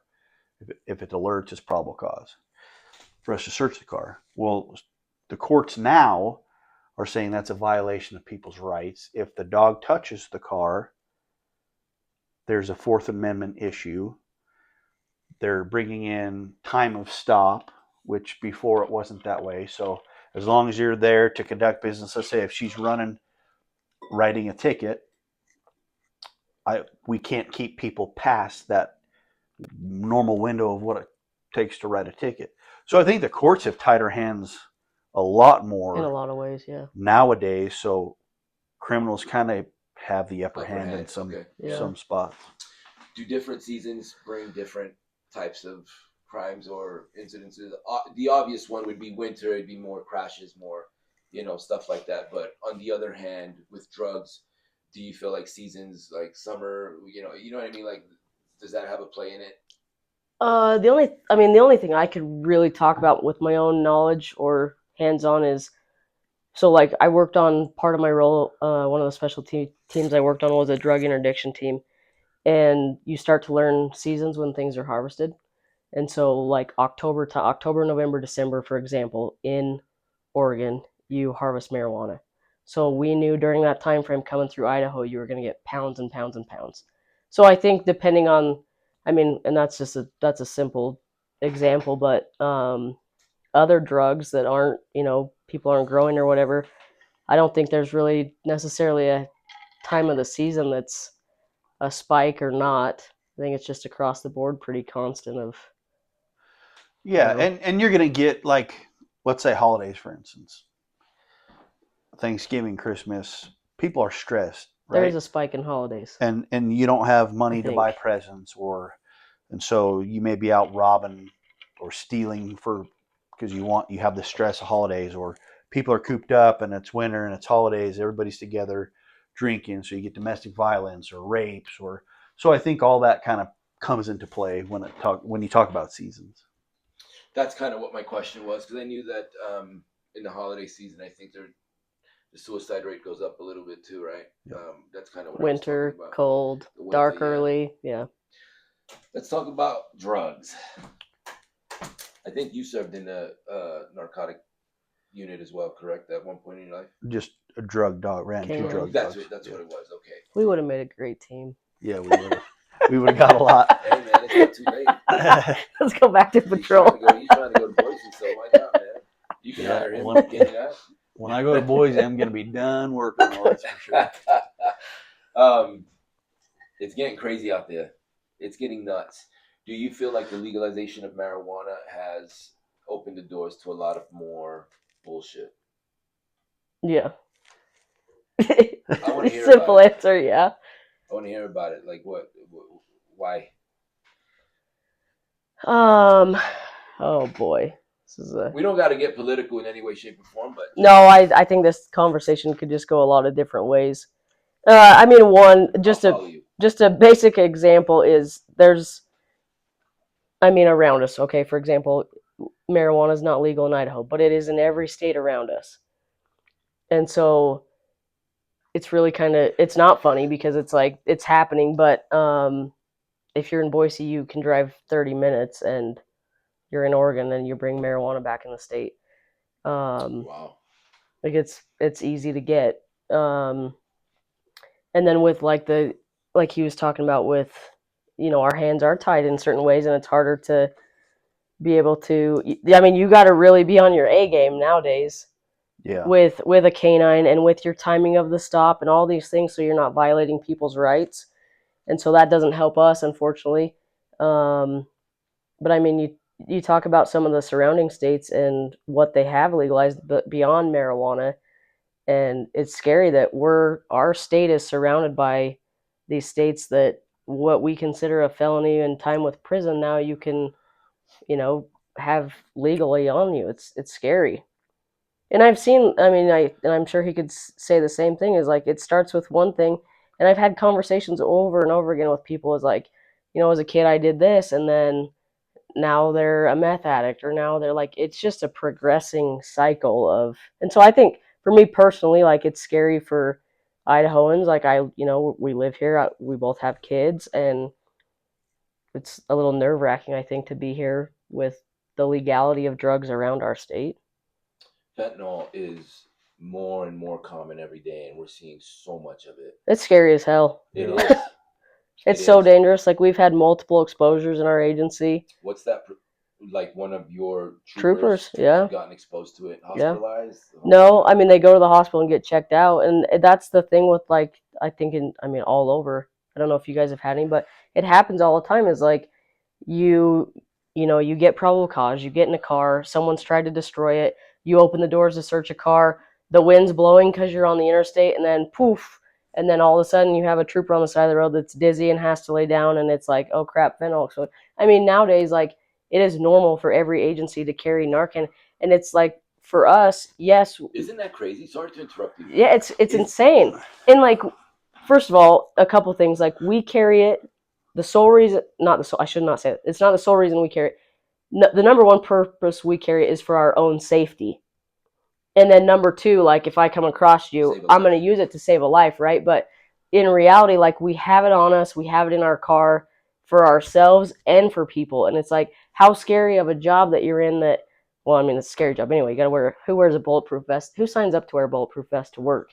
But now you got to carry Narcan on you, because you never know when all of a sudden you're going to have your partner just drop to the ground from a fentanyl exposure. And God, you hope that some Narcan in the nose ends up saving them. But yeah. Is that pretty big around your area too? Yeah, we see all of our guys carry Narcan, and they've used it a lot. But yeah, I would agree with Brandalyn. You know, it's things like that you don't think about when you're getting into this job, right? It's those little things that I think just kind of creep up and change, and you know, you got to go with the flow, and like she said, just adapt. And but yeah, I think the fentanyl is a huge problem. Yeah, it's everywhere, and it's killing a lot of our kids, and it's just so damn sad that cocaine and marijuana are not enough, that we have to man-make drugs to whatever it is that we have to do. And anyway, it's nuts. Brandalyn, I want to talk to you now about, I want your perspective about a case that you probably haven't heard of, the Lori Valo case, Chad Bell case. I've never even heard that name in my life. From Boise area. I don't know if you guys heard about it over there, but is that around here? I think it happens. Is that local? Close, yeah. As we all know, this has touched a lot of our lives in a very, very bad way. And yeah. I've talked to a few people that have been involved with it firsthand. I've talked to a lot of heroes who are part of the story, and I've talked to a lot of people who were victims. I kind of want to get your idea, your perspective, being a state trooper all the way in Idaho, which a lot of the trials were in your backyard. Yeah. But what is happening in the state trooper side of things when you guys hear this, right? What this happens, you realize that your brother-in-law is the head detective. Now you have a connection. Now people are probably like, Brandalyn, what the hell? Talk to me. Like, what's going on? And this one can't talk because, you know, it's an ongoing investigation. Yeah. But this first happens. I mean, what's your take? You know, like, what happens? Well, you know, for me, it was a little different because I am from here. Like, I grew up 2 miles from Chad's house. That's right. Okay. Yeah. Like, born and raised here. So I'm a local to this area, right? So I'm like, I live in Boise now. But for me, I think I was dealing with a couple things. One, it was the shock of, like, every single day I drove down the Sugar Salem Highway and past that house. Like, that was, you know, and so now for this to happen in my small hometown, and then wham, here's Ray, so highly involved. And then now, I mean, I'm gonna bring my sister into it. Like, now my sister's involved because he's involved. Like, our whole family got reeled in, obviously in a very different way than he was reeled into it. And then you take it like, I'm a cop, so now I'm on kind of the cop thing. Not that it like changes anything, but I going back to the thing where we understand each other a little bit. Like, we can't really talk about really anything other than, like, you can't talk about the case, but we can talk like, how are you doing, right? So I'm like trying to help my family through it and understand it within my own head, but I'm trying to be there for him. And then I'm in Boise and like getting questions about like, that's your brother-in-law. And I mean, I proudly was like, that's my brother-in-law. He's the lead. You just got to do that, right? Right. And so then, you know, before the trials got moved, like when things were going on in Fremont County, and then it got moved here the first few days. Like, I mean, I went to the trial some days just as a civilian, but if I wasn't there, I turned the TV on in our squad room, and all these state troopers are huddling around while they're working on reports. We're watching it, and so yeah, I mean, questions, I suppose. Yeah, like, what can you tell? Since like I can't tell you anything because I don't know anything more than shit. Yeah. You don't know nothing about it. Yeah. So interesting case So what from a was lot it? of different. Was it like was it huge? Like was it like, yo, this is happening? Like, Oh oh yeah, my gosh, like I can't believe it. yeah. Did anybody have any sort of, besides yourself, did anybody have any connection with any family members or anything like that? News reporters or anybody like that that was involved with it or anything like connected directly? No, I think there's been other big cases that have happened in Idaho, but I would say honestly, like within my own district, I think especially like a couple of the guys that I supervise got reeled into the case because they knew my story and they like some of them have met him. Like he's been around and he's hung out at the house when some of my friends have come over, and so they all kind of got wrapped in more of like, I can't believe this is happening to Ray. So I would say it was more sucked in because they either knew him or because they knew the connection that I had. But like the state police, within the district and the guys that I supervise, we didn't have any involvement. Did you know that? Never mind, never mind. We'll talk about that later. I'll write this down so I can bring it up in a minute. I'll tell you that in a minute. But so for you, did you ever get pulled over by a state trooper while you were in Boise just so they can get your side of the story? No, no, no. It was. I mean, I was glad to be over there. I was glad she was there and her family and kids, and it sucked living out of a hotel for months. And so she would call me over, and we'd have dinner and drinks, and I'd play with the kids, and it felt like home, Away from home. right? That's good. So it was good, and they were a huge support. You can probably get emotional. I remember coming over one day and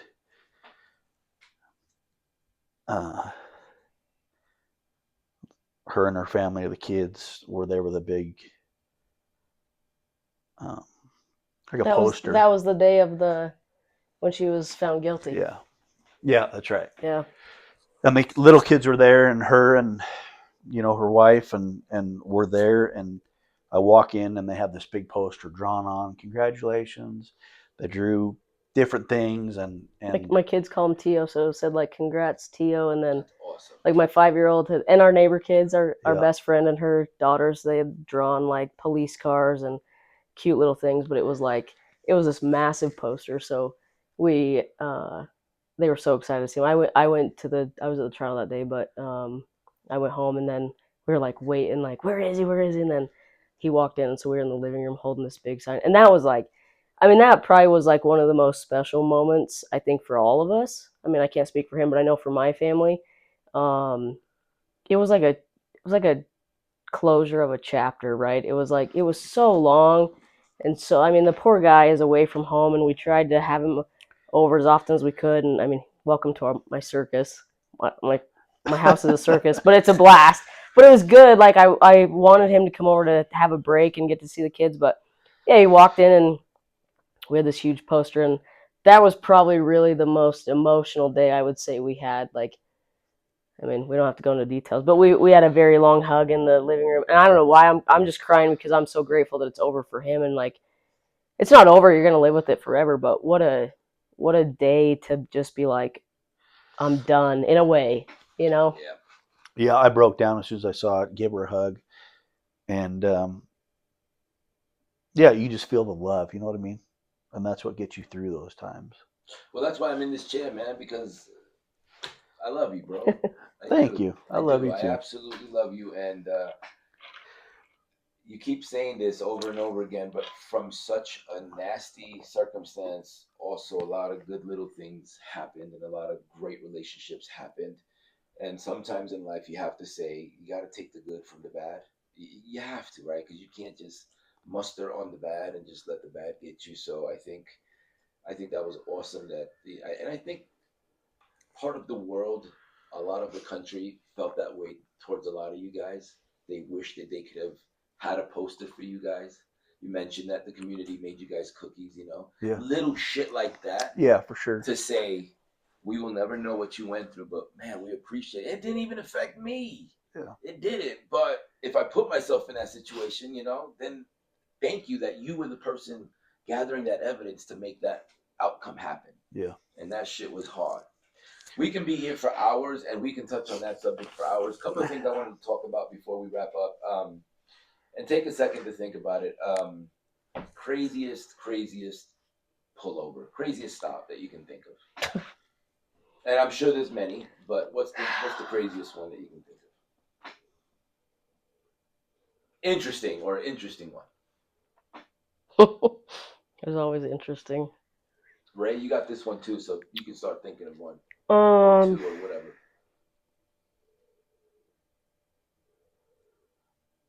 Man, there's a lot. I could tell stories for hours.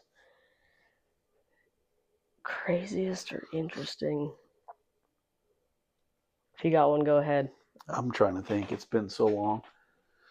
That's right. You haven't pulled anybody. I mean, yeah, you haven't stopped anybody in a while, but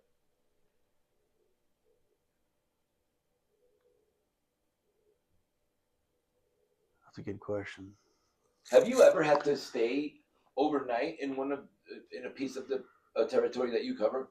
Like, if you had to go up to the what's the furthest hour wise? What's the furthest um, property that you cover?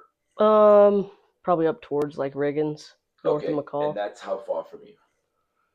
Couple hours. Okay, Two so and a it half wouldn't be hours. like an overnighter. You can just No. go for a couple. Got it. Okay, but there are officers troopers that live there because they have to cover that area. So Yeah. they kind of work remotely, if I may. Yeah, Right? yeah, they But live if you up guys there. ever have like a function at the office, or not, you wouldn't have it. But that's a good question to ask you guys. I asked them this last time. State troopers are normal human beings, and you guys have fun, right? Totally. Okay. All right. Good. All the time. You're not robots, right? No. Okay. People think we are, but we're really not. Yeah, so I have a really good friend. Like, I wish everyone could just come hang out in our squadron for one day to see, like, the guys are so great, and it's so entertaining in there, and we have a good time, and it's fun. Yeah, I have a good friend. Shout out to Scott Wilson. He's a UHP, and when you see him, you're just like, ugh, you know. But he's such a good guy. He's a really good guy, and he's fun. So I think everybody should have that, that visual that state troopers are human beings and like to have fun. Any craziest shit that you guys have experienced there? It doesn't even have to be like a story, but just, hey, person completely naked in a car. I'm sure you saw that shit too. I mean, I've dealt with naked people. I've dealt with people. Wow. Naked people. People peeing in my backseat or puking whoa. Like in the back of the car. Yeah, I mean, that's gross and interesting. Wow. Does that add a charge? It has to, right? No. Pissing in the trooper's car doesn't add a charge? But no. Do you have the hard plastic seats at the back? Yeah, just like hose it out and get it cleaned, and that's disgusting. I mean, you have that stuff. I don't know. I've had. I'm sure. Have you been swung on before? Pursuits of a. Yeah, I've been in altercations. I've had a pursuit of a murder suspect, which was wild. That was a wild pursuit. Crashed my car, but got back in it. I've gone through multiple car crashes. Damn, all in 10 years. I responded to the Boise Mall shooting. There was a Boise Mall shooting. When was that? October of 23? There was recently a shooting at Roaring Springs this last June, yes? Well, or July or something like that. There were some rounds. There was rounds that ended up there, but the shooting was on the interstate, yeah. Were you at that call? I went to that call. I responded to that call when it happened. Just because we had a trooper that he did not fire his weapon, but he was involved, and so I went there because I got a call about it. Yeah, I mean, there's lots of. Any particular one that's, I guess that was not a stop that you think that still sticks to your mind to this day?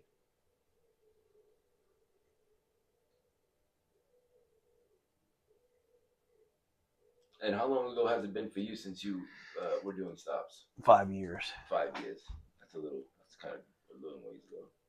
I mean, you always think about, there's always weird ones. I mean, I think the ones that like stick to me are more of like the high adrenaline of like, ooh, that was cool. It was scary as hell, but it was cool. Yeah. I think one of the most important things to point out is, we live in an age now where everyone's like against you guys. Let's just be honest, right? There's a lot of, it's popular to be against the cops, against authority, because of the small examples that we've seen that news will cover, right? But the news will never cover how heroic a trooper was or a detective was, right? They always want to go to the bad. And then I think it's important to know that you guys have mentioned this on more than two occasions. You guys have families too, and you guys have to come home to your families. And that is very, very important. And a lot of people don't see that. They think it's like, it's your damn job and who cares? It's no, not really. I'm going to tell you a story that it's not a story, but something interesting of a mob godfather. What he said, I think I shared the story with you. Um, so he's the boss of the Gambino family, and he's having a meeting with all his capos at his home, and he says to him, "You want to know who the real heroes are?" That's the wrong thing to say to those kind of people, right? Because you're on the opposite side of that coin, and you shouldn't be like hyping the police or hyping authority, right? But he said, you know who the real cops are? Excuse me, you know who the real heroes are? The police. They go into domestic violence calls. They don't know what's going to be there. They pull over cars. They don't know what's going to come out of the cars. And that's interesting that someone in that, filling those shoes would say, someone in that position would say, Yeah. because it's not only is that true, but it has something to say. It says something about it. You should be telling the boys the opposite, right? You should be saying, "Oh, screw those guys, like they're soft. Go get them. Keep doing what you're doing. They will never catch you," type shit. But the fact that he pointed that out is so huge, because you guys are the real heroes, man. You guys really are. You have an unpredictable schedule. One call can be a 5-year investigation. Mm-hmm. One call can be a chase down it. So I think it's important to point out that you guys are amazing. And yeah, there are going to be a couple of rotten apples everywhere you go. Every tree has one rotten apple. It doesn't mean it's everybody. It really doesn't. I think we need to start focusing more positive on our law enforcement because it's huge. Everybody, I don't care how tough you are, something goes down in your home, the first person you're going to call is the police because we trust you guys. And I think that's huge. Yeah. Last question. Well, I don't know if it's the last one, but you have kids. Mm-hmm. Daughters, sons, 5-year-old son, and I have twins. It'll be 3 in April. girls, 2, a girl and boy. girl, boy. Okay, So 2 boys, 1 girl. okay. Cute little turds, by They're the way. turds. And I know you have a daughter. In your position, in the journey that you're traveling through now, would you, if your daughter said to you, "Mom, I want to be a Oof. cop," No. you would say no? I don't know. I've gone back and forth with this. My entire, like, you get asked this a lot. I want to support my kids with whatever they decide to do, but it's hard, right? Because it's a hard career, and like you said, going back to your question real quick. This is like just a side note, but going back to your question that you asked us about like the top story. What's interesting about this career is we could sit and tell stories all day long, but I feel like when I'm thinking about that question, what actually sticks with you is really cool things you've done in your career that the news will never pick up, and the stories that you're not going to share because it's not a story of like, woe is me, look what I did for somebody. Right. Or it's the really bad situations that you can't get out of your head. Like, it's easy to sit down and tell stories of like, oh, this one time or this one time, or this other time.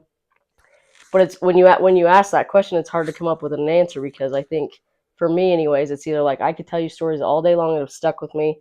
I could tell you so many details, or I could tell you something really cool that no one knows about that like has stuck with me because of what I did. But like, I don't tell those stories because I don't need people to be like, oh, that was nice of you. You know what I mean? Yeah. So anyways, with that, like, back to my kids and tying that in, I think there are moments in this career that I would be very happy for my kids to endure and get to be a part of, whether that's like cop with a shop or shop with a cop, or those moments where you truly feel like you connected with someone, helped them, maybe changed a life. Like, that's a great feeling. But then there's also things in this career that I never want my children to deal with or see. So I don't know. I mean, in the end, I'm going to support my kids with what they decide to do. Do I somewhat hope maybe they don't, just because of the hard things I've seen? Yeah, part of me hopes they go a different route, but we'll see. Yeah, you used to push your kids because I still think it's a respectable and honorable career and a profession. But like she said, you see that side of it where you don't ever want your kids to go through. I'll give you for instance about her. So when she started, she was in a really bad crash that she probably should have lost her life with. Brandalyn. Okay. And I got a call from her wife, and so I had to call her dad. And as a dad hearing that, like that was probably tough for her dad to hear. Me talk about, she's been in a crash, and then I have to talk to her sister about it, and I'm trying to get information. I'm worried about her. I would never, as a father, want to ever feel probably what he felt. So I would, to echo what she said, there are things that I would love my kids to experience, but I think for me, I would never lead them down that path. If they want to do it, fine, but I would rather them do something completely different. Definitely not going to push your kids to be a cop. That's a good answer. Last question for you. Your daughter decides, Mom, I'm going to be a cop. I'm so sorry. What piece of advice would you give her that you didn't get through her journey? That's a good question. My daughter's not going to do that because she's too into princesses and pink, and let's just assume, right? She calls a football game go baseball game, and what piece of advice? Think about your journey. Think about when you started. Think about the first time you walked into the police academy. You had all these men staring at you. Okay. Think about when you accomplished your first training. Think about the time you wanted to walk out. And what piece of advice would you give your daughter? I would probably have a conversation with her that her biggest critic is herself, and she has to understand that. That's a good answer. Because I think it took me a long time to realize that, but I think when I finally did and could deal with that a little bit better, I felt like I really kind of like soared with my capabilities. That's good. If that makes sense. Absolutely makes sense. Absolutely. And to the young ladies that are watching who are going to enroll next week in the police academy, frickin' go for it. Give it hell. You can do it. You're looking at a boss, a female boss in the state of Idaho. If she can do it, they can absolutely do it. Excellent. Excellent. Anything else that you want to talk about? Anything you want to say? No, to kind of answer about the daughter thing, I would, like, Brandalyn is a huge example of what you should be as a female cop. She's the best example I can give. I would say strive to be like your aunt. That's awesome. That's very honorable. Thank you. That's very awesome. Keep forgetting. Yeah, but strive to be like your aunt because she's done it. She's in all aspects. I think she would be the one that I would have them call or have her call and talk, and I'd give her my own piece of advice that I'll keep personal, but I would say look at your aunt Brandalyn and strive to be exactly what she is. Super dope, you guys. Super dope. Would you guys do it again if you had to? Be a cop? Yeah. Yes. It's funny because you sit here and talk about all these things that are so hard, but yes, I love my job. I think being a cop isn't for everybody, but when you get the bug, and every cop knows that they have the bug because they just crave that, like she talked about earlier. Yeah, you can't not. Once you get that bug, you're bitten, and it's hell or high water. He talks about retirement all the time, but you wait when you hang it up. Like, oh hell no! That's what I hear. I'll be done. He says it 2-3 years. Yeah, bullcrap. He says it's not a big deal, but man, it's gonna be a hard career to walk away from. It will be, but I think you'll know when it's time. Yeah, right? you just will. like you knew about everything else, and you trust your gut, you're Yeah. gonna know when it's time to walk away. I bet. Yeah, I would imagine. So if it comes up to 5 years and I don't feel like it's time, I won't. But right now, I feel like it's time. He's got another 15. So you guys are both awesome. Thank you so much for your time, Brandalyn. Yeah. It has been an honor to sit across from you today. Thanks for you got having your me. flowers today. I think you're amazing, Thank you. and I think your guys' family. You guys are so awesome. I would have never thought in a million years I would be tied to Idaho in any damn way, shape, or form. I love Idaho. I love Idaho, and I love your family. And it's been a privilege to have known you guys. I mean, it's been a short time, but I feel like it's been for years. Yeah. And it's going to be for many more years to come. And it's been an honor to have talked to you both tonight.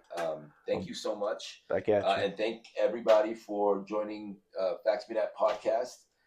We hope to see you again soon, right? Maybe. Maybe we'll see. You know, we'll cross paths again and Yeah. talk about some new Anytime. stuff. This has been very interesting to have given people in your position are thinking about it to, you know, make that next step. So that was huge. So don't forget to like and subscribe and join us again for another episode. Please subscribe because that's going to bring us more, you know, we can get more content and also bring more wonderful people to the table like these two. And with that, everyone have a great night and thank you. Thank you. Thank you.